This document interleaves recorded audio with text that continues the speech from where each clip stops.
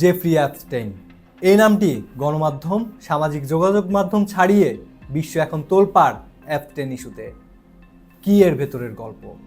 কেন এর ভয়াবহতা পূর্বের অনেক লুকানো লোমহর্ষক ঘটনাকেও হার মানিয়েছে? সভ্যতার আড়ালে লুকিয়ে থাকা ভয়ঙ্কর এবং অসভ্য সত্য।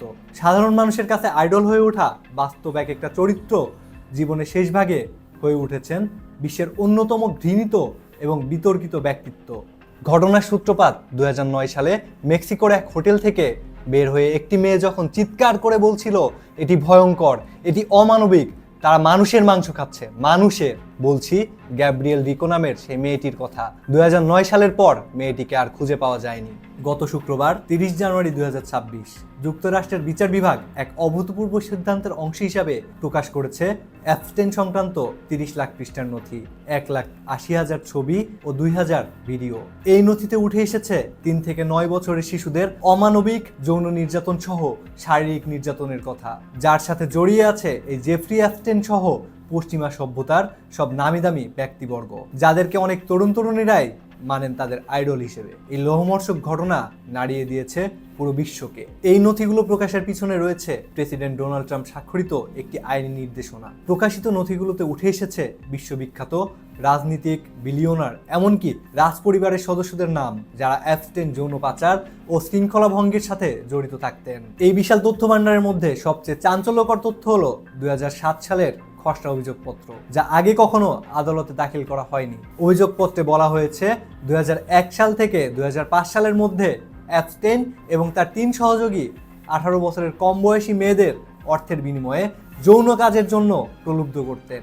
সহযোগীদের কাজ ছিল এ সকল মেয়েদের অ্যাপস্টেইনের বাড়িতে আনা এবং মাসাজ ও অন্যান্য অজুহাত দেখিয়ে তাদের বেডরুমে পাঠানো। 2007 সালে ফেডারেল প্রসিকিউটররা এই মামলা আদালতে তোলেননি, বরং একটি বিতর্কিত সমঝোতার মাধ্যমে অ্যাপস্টেইনকে বড় সাজা থেকে রক্ষা করা হয়। জেফ্রি অ্যাপস্টেইন 1953 সালে নিউ ইয়র্কের ব্রুকলিনে মধ্যবিত্ত একটি পরিবারে জন্মগ্রহণ করেন। 1990-এর দশকে হেজ ফান্ড পরিচালক হিসেবে তার উত্থান ঘটে। ধনী ও ক্ষমতাশীল মানুষের সঙ্গে সম্পর্ক তৈরি করে তিনি আলোচনার কেন্দ্রবিন্দুতে আসেন। 2005 সালে তার বিরুদ্ধে যৌন নিপীড়নের অভিযোগ আসে এবং 2019 সালে মানব পাচার ও যৌন নির্যাতনের দায়ে গ্রেপ্তার হন তিনি। গ্রেপ্তারের মাত্র কয়েকদিন পর 2019 সালের 10 আগস্ট তিনি কারাগারে রহস্যজনকভাবে মৃত্যুবরণ করেন।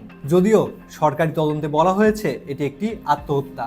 অনেকে বিশ্বাস করেন ক্ষমতাশীলদের চাপের কারণেই তাকে হত্যা করা হয়েছে। নথিতে অনেক বিশ্ব নেতা ও বিখ্যাত ব্যক্তিদের নাম উঠে এসেছে। মার্কিন প্রেসিডেন্ট ডোনাল্ড ট্রাম্প, সাবেক অর্থমন্ত্রী Larry Summers, technology tycoon Bill Gates এবং ইলন মাস্ক। তাদের সঙ্গে অ্যাপস্টেইনের যোগাযোগ ও ইমেল বিনিময়েও দেখা গেছে। এমনকি অ্যাপস্টেইনের সঙ্গে যোগাযোগ নিয়ে লজ্জা প্রকাশ করে ল্যারি সামার্স হার্ভার্ডে শিক্ষকতা থেকেও বিরতি নিয়েছেন। ব্রিটিশ রাজ পরিবারের সাবেক প্রিন্স অ্যান্ড্রু ও নথিতে আলোচনায় এসেছেন, যেখানে দেখা যায় তিনি অ্যাপস্টেইনকে ব্যক্তিগতভাবে বিভিন্ন সুবিধার জন্য অনুরোধ করছেন। দক্ষিণ এশিয়ায়ও এই নথির প্রভাব পড়েছে। ভারতের প্রধানমন্ত্রী নরেন্দ্র মোদী ও চলচ্চিত্র নির্মাতা মীরা নায়ারের নামও উঠে এসেছে এই নথিতে।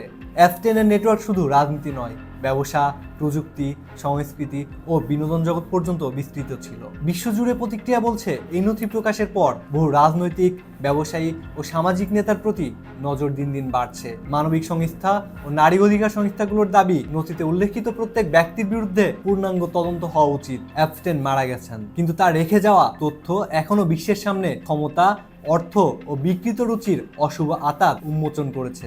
এই নথিগুলো ভবিষ্যতে নতুন তদন্তের দরজা খুলতে পারে এবং অনেক রথী মহারথীদের পতনের সম্ভাবনা তৈরি হয়েছে এই নথি থেকে। আইনের শাসন ও নৈতিকতার প্রতি আমাদের দৃষ্টি এখন আরো সতর্ক হয়ে উঠেছে, আর ভুক্তভোগী নারীরা হয়তো কিছুটা ন্যায় ও স্বস্তির আশায় চোখ রাখবেন। অ্যাপস্টেইন মারা গেছেন, কিন্তু তার তথ্য ভাণ্ডারের বিস্ফোরণ এখনো থেমে নেই। এটা আমাদের স্মরণ করিয়ে দিচ্ছে যে ক্ষমতা ও অর্থ প্রভাবকে আড়াল করে রাখা সত্য কখনো চিরকাল লুকানো থাকে না।